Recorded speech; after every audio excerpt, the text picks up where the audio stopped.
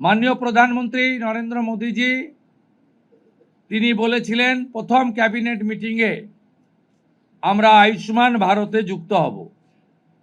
আমরা আয়ুষ্মান ভারতে যুক্ত হলাম এবং সংশ্লিষ্ট দপ্তর কেন্দ্রীয় স্বাস্থ্য দপ্তরের সঙ্গে প্রয়োজনীয় যে এগ্রিমেন্ট অন্যান্য যে বিষয়গুলি রয়েছে সেটা স্বাস্থ্য সচিব, মুখ্যমন্ত্রীর দপ্তরের উপদেষ্টা এবং মুখ্য সচিব মিলিতভাবে অতি দ্রুত সম্পন্ন করবেন।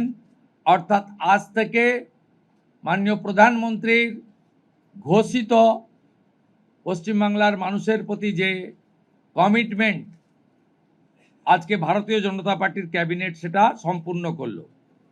এর সাথে সাথে প্রধানমন্ত্রী জন আরোগ্য যোজনা, প্রধানমন্ত্রী ফসল বীমা যোজনা ক্রপ ইন্স্যুরেন্স, প্রধানমন্ত্রী স্কুলস ফর রাইজিং ইন্ডিয়া পিএমশ্রী, প্রধানমন্ত্রী বিশ্বকর্মা, বেটি বাঁচাও বেটি পড়াও, প্রধানমন্ত্রী উজালা যোজনা 3.0 এবং অন্যান্য কেন্দ্রীয় স্কিম বা সেন্ট্রাল গভর্নমেন্ট স্পন্সর্ড স্কিম আমরা যুক্ত হওয়ার সিদ্ধান্ত নিলাম।